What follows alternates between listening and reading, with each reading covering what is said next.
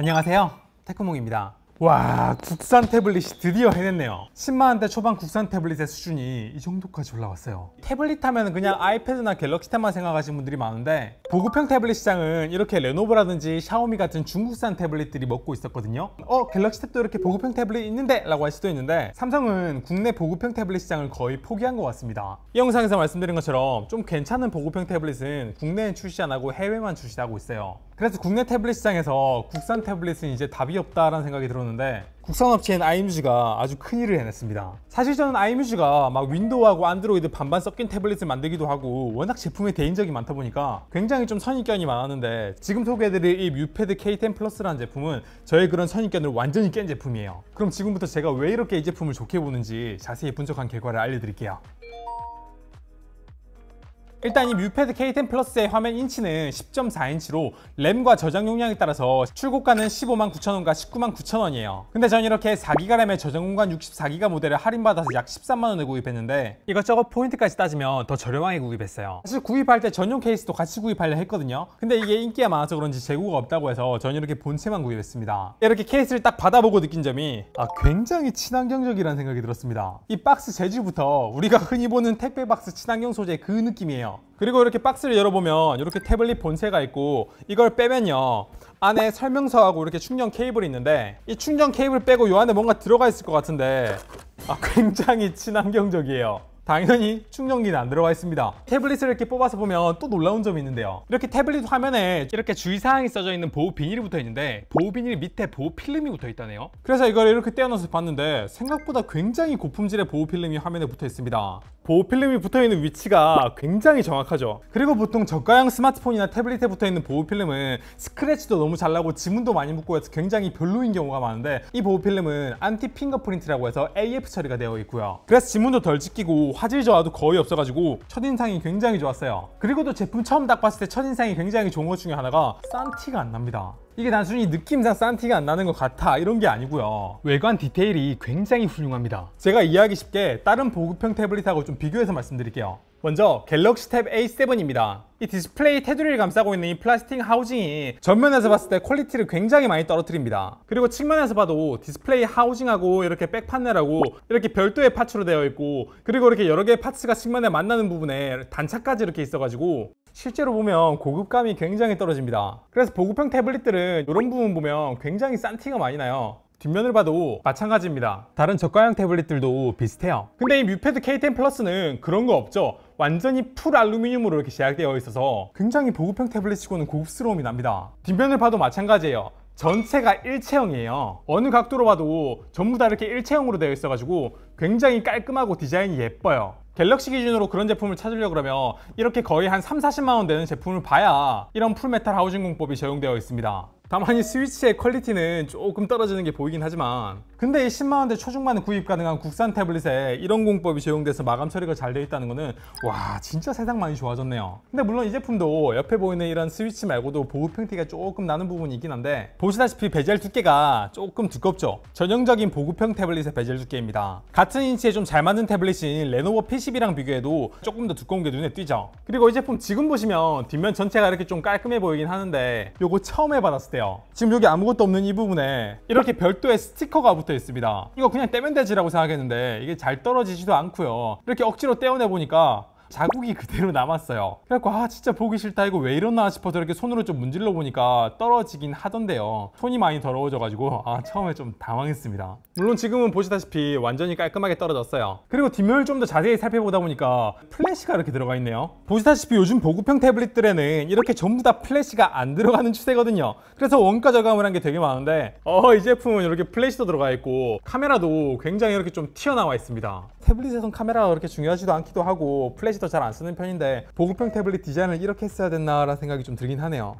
그리고 버튼 위치도 굉장히 의외였습니다. 대부분의 태블릿들은요 이렇게 정면에서 봤을 때 왼쪽 위나 측면에 이렇게 버튼들이 몰려 있거든요. 이게 버튼 위치를 주로 이렇게 만든 이유가, 옛날의 태블릿들은 대부분 세로를 기준으로 만들어졌어요. 그래서 옛날 태블릿들은 이렇게 카메라 위치도 세로 중앙에 있잖아요. 오른손으로 이렇게 버튼을 쉽게 누를 수 있게 버튼의 위치가 이렇게 된 거고, 가로로 돌리게 되면 이렇게 왼쪽 위에 있는 게 그렇게 돼서 그런 건데, 요즘은 이렇게 태블릿 카메라가 가로 기준으로 중앙에 있는 게 대세거든요. 그래서 플레이스테이션 갤럭시 탭이나 아이패드는 카메라의 위치가 이렇게 가로 중앙에 있는데 버튼의 위치는 새로 버전에 맞춰져서 그런지 왼손으로 눌러야 돼서 가끔 좀 불편하거든요. 근데 이 iMusic K10 플러스 같은 경우에는 가로로 했을 때 오른손으로 버튼을 쉽게 누를 수 있게 버튼의 위치가 일반 태블릿과는 반대로 이쪽에 있습니다. 오른쪽부터 순서대로 전원 버튼, 볼륨 업, 볼륨 다운이에요. 물론 이제 이렇게 설계하게 되면 세로로 썼을 때는 버튼의 위치가 왼쪽 위에 있거나 아니면 돌리게 되면 오른쪽 아래에 위치돼가지고 조금 불편할 수도 있는데, 그래도 대부분 태블릿을 영상 보는 용도로 사용을 하게 될 거고, 그럴 때 버튼의 위치가 오른손으로 누르기 편한 이 위치에 있다는 거는 처음에 좀 이상했는데 의외로 그렇게 나쁘진 않았습니다. 근데 충전 포트 연결했을 때 버튼의 위치가 여기 있다는 건 아직도 좀 어색하긴 합니다. 그리고 또 정말 다행인 거는 뭐냐면요, 이렇게 화면을 켤 때 두 번 눌러가지고 화면 켜기 기능과 두 번 눌러서 화면 끄기 기능, 이걸 기본으로 탑재해가지고 전원을 켤 때 버튼을 꼭 이렇게 누르지 않고 이렇게 켤 수 있다는 거는 굉장히 잘한 것 같아요. 보급형 태블릿 중에서 이거 안 되는 제품 꽤나 있거든요. 그럼 이제 외관은 충분히 설명드린 것 같으니까 인터페이스에 대해 설명을 좀 드릴게요. 보통 태블릿을 전문으로 만드는 애플이나 삼성, 레노버나 샤오미 같은 경우에는 자체적인 UI나 운영체제를 가지고 있어요. 근데 iMusic 같은 경우에는 자체 UI? 그런 거 없습니다. 그냥 보시는 것처럼 안드로이드 순정 UI예요. 그래서 사실 기능은 별로 기대를 안 했는데 여기서 굉장히 의외이면서 다행인 부분도 몇 가지 있었습니다. 일단 첫 번째는 여기 접근성 설정에 들어가서 시스템 제어 기능에 들어가면요, 내비게이션 바 스타일을 기본 설정은 이렇게 3버튼으로 설정을 하거나 스와이프 제스처 방식으로 변경을 할 수가 있어요. 이렇게 해야 화면을 훨씬 더 넓게 쓸 수 있잖아요. 그리고 스와이프 제스처를 위로 올리면 멀티태스킹 기능으로 작동하는데, 이 상태에서 이렇게 화면 분할을 해가지고 두 가지 화면을 동시에 띄우는 이런 화면 분할 기능도 작동을 하고요. 당연히 이렇게 화면을 원하는 비율로 조절해가지고 자동으로 이렇게 화면 크기가 조절이 되죠. 세로 모드로 이렇게 바꾸게 되면 세로로 이렇게 화면 분할도 됩니다. 그리고 지금 보시면 보급형 태블릿이지만 굉장히 좀 버벅거리는 게 별로 적고 꽤나 잘 돌아가는 걸 알 수가 있죠. 60Hz다 보니까 화면 부드러움도 조금 떨어지긴 하지만 제가 생각한 성능보다 훨씬 더 버벅임이 적고, 이 정도면 10만원대 보급형 태블릿에서 굉장히 최적화가 잘 된 편입니다. 그리고 이 인터페이스 기본 특징이 이렇게 밑에서 위로 올리게 되면 화면 캡처를 여기서 이렇게 할 수 있다는 것도 굉장히 재밌는 부분이고요. 볼륨 다운키하고 전원 버튼을 이렇게 누르면은 이렇게 화면 캡처도 돼요. 그리고 이 뮤패드 K10 플러스에서 또 하나의 다행인 점이 뭐냐면, 바로 삼성 갤럭시 스마트폰이나 갤럭시 탭 또는 윈도우 PC나 심지어 맥과도 파일을 주고받을 때 사용할 수 있는 니어바이 쉐어 기능을 쓸 수 있다는 거예요. 이렇게 갤럭시 스마트폰에서 뮤패드로 파일을 니어바이 쉐어로 보낼 수가 있습니다. 이거 굉장히 당연하게 돼야 되는 기능인 것 같죠. 근데 이런 삼성에서 만든 안드로이드 태블릿이면 몰라도 이런 레노버라든지 샤오미에서 만든 태블릿 같은 경우에는 중국 내수용 버전으로 많이 구입을 하잖아요. 그런 제품들은 대부분 이 니어바이 쉐어 기능을 지원하지 않고 레노버나 샤오미에서 자체적으로 만든 파일 공유 기능을 지원을 해요. 그래서 뮤패드가 이 니어바이 쉐어 기능을 쓸 수 있다는 것은 굉장히 좋은 장점 중에 하나입니다. 그리고 이 제품이 다른 중국 내수용 태블릿과 비교했을 때 정말 큰 장점 중에 하나는 역시 제품 구입한 다음에 별도로 세팅하지 않고 그냥 구글 아이디로 로그인하고 와이파이만 잡아주면 바로 쓸 수 있는 제품이라는 거예요. 이런 중국 내수용 태블릿들은요, 구입하고 나면 한글화 과정도 따로 별도로 해줘야 되고요, 구글 플레이 스토어 쓸 수 없어가지고 또 별도로 깔아줘야 되고요, 키보드도 막 한글 키보드가 없기 때문에 한글 키보드 따로 설치해줘야 되고, 전자제품 진짜 좋아하시는 분들은 이런 거 별로 복잡하게 느끼지 않겠지만 그런 거 잘 모르시는 대부분 같은 경우에는 이런 과정 자체가 꽤나 복잡하게 느낄 수 있단 말이에요. 그리고 왠지 이렇게 중국어 막 뜨게 되면 보안도 좀 걱정되는 것 같고 라는 생각이 들 수가 있는데, 얘는 국산 태블릿이고 중국어가 막 보이거나 그런 것도 없어가지고 이런 중국형 태블릿 자체에서는 찝찝함이 없다는 것도 굉장히 큰 장점입니다.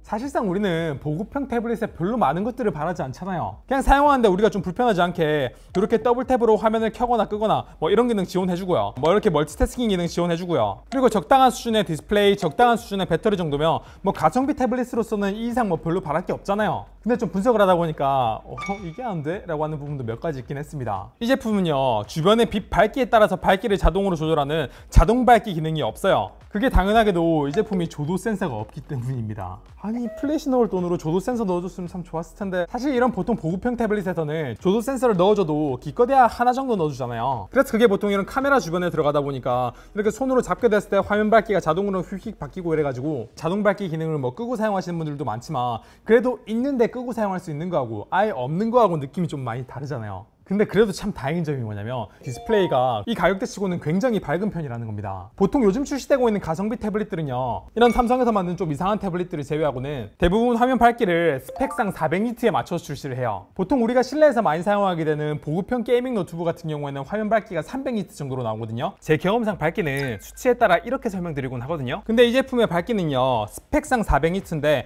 이렇게 중앙부 밝기를 보면 450니트 가까이 나오는 걸 알 수가 있어요. 물론 이제 측면부를 재보면 이렇게 400니트급으로 나오지만 중앙을 우리가 가장 많이 보는데 여기에서 거의 450니트가 나온다는 거는 보급형 태블릿치곤 디스플레이 밝기가 굉장히 밝은 편입니다. 물론 보급형 디스플레이답게 이렇게 테두리 부분에 좀 푸른 빛이 새어나온다거나 LCD니까 이렇게 어두운 곳에서 빛샘도 조금 있고요. 그리고 당연히 보급형이다 보니까 이렇게 빛 반사도 당연히 좀 있는 편이긴 한데, 보시다시피 이 정도면 시야각도 그렇게 나쁜 편은 아니고요.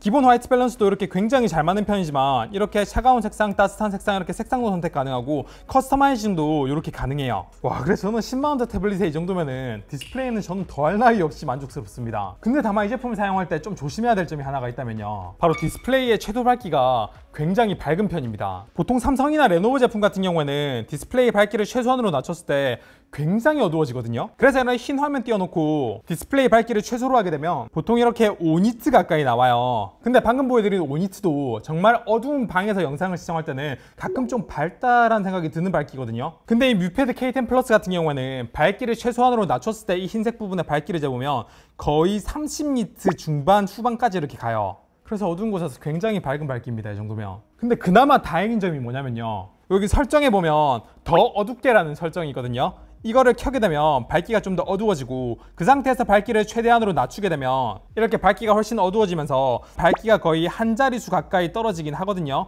근데 그래도 9니트이기 때문에 여전히 다른 태블릿들과 비교했을 때 최소 밝기는 조금 밝은 편이라는 건 감안하셔야 될 것 같습니다. 잘 때 침실에서 영상 보는 용도로 구입하실 때는 조금 밝게 느껴질 수가 있어요. 근데 방금 말씀드린 최소 밝기를 제외하고는 태블릿의 약간 본질이라고 할 수 있는 영상 보는 데는 굉장히 최적화되어 있는 태블릿이에요. 왜냐하면 이 제품의 해상도는 2K로 2000에 1400입니다. 그래서 유튜브 영상 감상 시 최대 화질은 이렇게 1440p까지 지원을 하고요. 넷플릭스나 쿠팡 같은 OTT 서비스에서는 FHD로 영상을 볼 수가 있어요. 물론 이제 화면 비율이 16:9가 아니라 5:3이라서 16:9 비율의 영상 감상 시에는 위아래에 이렇게 조금 레터박스가 생기긴 하는데요. 그렇다고 화면 비율을 16:9에 맞춰서 나오면 태블릿 자체가 너무 길쭉해 보이기도 해서 오히려 불편하다고 느끼는 분들도 많아서 이 정도면 굉장히 밸런스 있게 나온 화면 비율이에요. 그리고 스피커도 여기 쿼드 스피커로 4개나 달려있어서 출력도 적지 않고 해서 스피커 볼륨 자체는 굉장히 큰 편이에요. 영상 감상용으로는 진짜 최적화된 제품이 맞긴 한데 특유의 보급형 스피커에서 들을 수 있는 속이 좀 빈 텅텅거리는 소리가 좀 나긴 납니다. 하지만 제가 여기서 확실하게 말씀드리고 싶은 거는요, 이 제품은 항시 10만원대 초중반에 구입이 가능한 제품이란 말이에요. 그런데 이 정도 스피커 품질이면 태블릿 자체를 까내릴 정도로 안 좋은 스피커 품질이냐?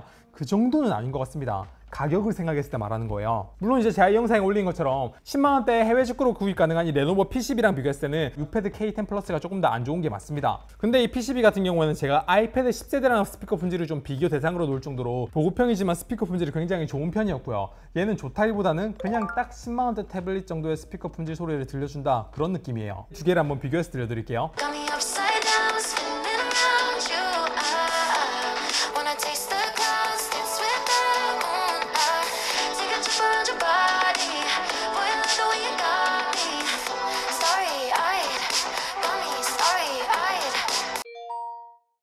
그래서 이 정도 설명드렸으면 웬만하면 이 제품에 대해 설명을 다 드린 것 같은데, 그래도 옛날부터 이 정도 스피커 품질에 이 정도 디스플레이 태블릿, 국산 태블릿이라고 해도 그런 제품들은 좀 있어 왔거든요. 근데 이 제품이 특히 좋게 보이는 이유가 뭐냐면 사실 성능이에요. 여기에 탑재된 미디어텍 헬리오 G99S 10대 성능이 굉장히 괜찮은 편입니다. 이걸 다른 태블릿과 비교하게 되면 예전에 제가 비교했었던 이 레노버 P12보다 더 좋게 나오고요. 그리고 지금도 국내에서 판매되고 있는 이 갤럭시 탭 S6 라이트의 싱글코어 점수는 300점대거든요. 그리고 이거에 업그레이드된 갤럭시 탭 S6 라이트 해외판 버전이 이 국내판보다 성능이 한 2배는 좋아졌지만 그래도 이거보다는 점수가 더 낮아요. 이거보다 좀 부족한 P12에서도 원층과 같은 고사양 게임을 옵션 타협해서 이렇게 돌릴만 하다고 말씀드렸는데, 얘는 그거보다 좀 더 좋으니까 그런 고사양 게임도 옵션 타협해서 돌리고 중저다양 게임 같은 경우에는 전혀 문제없이 돌릴 수 있는 성능입니다. 이야, 10만원대 국산 태블릿에 들어갈 수 있는 AP 성능이 이 정도까지 올라갔습니다, 여러분. 물론 이제 디스플레이 주사율 자체가 60Hz고 AP 자체가 아무리 좋아도 이런 UI 최적화가 조금 덜 됐기 때문에 눌렀을 때 조금 반응이 늦게 반응하는 것 같아 그런 느낌이 들 수는 있어요. 그래도 이렇게 갤럭시 탭 S6 라이트처럼 뭐 하나 하려고 하면 반응이 좀 느려가지고 불편했던 이런 거랑 비교했을 때 이 정도면 굉장히 쾌적하게 사용 가능한 편입니다. 뭐 약간의 버벅거림은 있을지라도 뭐 하나 띄우려 그러면 막 5초, 10초씩 걸리고 이렇게 반응이 늦게 되는 그런 태블릿과 비교하면 이 정도면은 해자죠. 다만 가끔 이렇게 자동 회전이 안 되는 경우가 있었는데 이럴 때는 화면만 한번 껐다 켜주면 잘 되긴 했습니다. 그럼 이제 마지막으로 알아볼 부분은 배터리인데요. 이 제품의 배터리 용량은 6150mAh로 제가 예전에 리뷰했던 이 레노버 P12랑 비교하게 되면 배터리 용량은 인치수 대비해서 그렇게 많은 편은 아닙니다. 배터리 용량이 얘는 7700mAh거든요. 그래서 순수 영상 감상 기준으로 레노버 P12 같은 경우에는 한 12시간 정도 쓸 수 있었는데 얘는 9시간 정도 볼 수 있으니까 확실히 조금 배터리 부분에서는 P12만큼은 아니라는 걸 알 수가 있죠. 근데 이건 밝기가 200니트 기준이고 조금 더 가혹한 조건인 최대 밝기로 테스트를 하게 되면 영상을 한 5시간 정도 볼 수 있긴 했어요. 저는 이 정도면은 레노버 P12가 너무 배터리 사용 시간이 길었던 거지, 전 이 정도 배터리면 배터리 용량이나 밝기 대비 평범하다고 생각을 합니다. 왜냐면 이거는 실제 사용 시간이 아니라 계속 영상을 켜놨을 때 기준이잖아요. 그리고 이 뮤패드의 충전 속도도 최대 20W까지 지원을 하고 대부분의 USB-C 타입 고속 충전 어댑터랑 호환이 되고 C 타입으로 충전이 가능하니까 뭐 충전 걱정도 없습니다. 다만 정말 밝은 곳에서 최대 밝기로 영상을 정말 많이 보는 분들에게 이 배터리 시간은 조금 짧게 느껴질 수도 있을 것 같다라는 생각은 드네요. 그리고 이게 충전할 때 조금 재밌는 게요, 충전 포트를 이렇게 꼽았을 때 물결 무늬가 이렇게 촥 퍼지는 거 보고 굉장히 감성적이네 라는 생각이 들었는데, 여기 이렇게 빨간색 불 들어오는 거 보고 감성이 바로 파괴되는 거는 조금 인상적이었습니다. 그럼 이 제품에 뭐 단점은 없냐? 다른 태블릿과 비교하게 되면 이 제품도 물론 단점이 좀 있습니다. GPS 센서 없고요, 3.5mm 이어폰 단자도 없고, 그리고 요즘은 잘 안 쓰는 편이지만 SD카드 슬롯도 없고 해서 확실히 이것저것 좀 없는 것들이 있긴 합니다. 그리고 화면 터치할 때 다른 부위는 괜찮은데 이렇게 오른쪽 위에 터치했을 때 가끔씩 터치가 아니라 뒤로 가기 제스처가 먹히는 경우가 있다는 건 조금 아쉽긴 했어요. 하지만 저는 이 제품이 주로 영상 감상에 최적화된 제품이라고 생각해서 전 이 정도면은 국산 태블릿 중에서는 가성비 굉장히 잘 맞춰서 나온 거라고 생각해요. 특히 다른 보급형 중국산 태블릿들과 비교했을 때는요, 얘만 가지고 있는 장점이 굉장히 많습니다. 혹시나 문제 생겼을 때 AS도 중국 제품들과 비교했을 때는 훨씬 나은 편이죠. 물론 이제 iMusic AS가 좋은가 아닌가에 대해서는 조금 뭐 생각하는 거에 따라 다를 수가 있긴 하는데 중국 제품과 비할 바는 아닌 것 같아요. 그래서 저는 선물용으로 영상 감상을 할 수 있는 태블릿을 누군가에게 준다, 물론 아이패드 좀 제일 좋아하겠죠, 갤럭시 탭 S 시리즈 좀 제일 좋아하겠죠. 근데 보급형 제품 중에서는 이만한 제품이 있나 경쟁 상대가 딱히 생각이 나지가 않아요. 물론 이제 제가 쓸 제품이다 라고 하면 조금 더 성능 좋은 콤팡이라든지 용팡이라든지 뭐 그런 여러 가지 제품들이 최근에 좀 나오긴 했거든요. 근데 저야 뭐 세팅하는데 별로 스트레스를 안 받지만 누군가에게 선물로 준다 그러면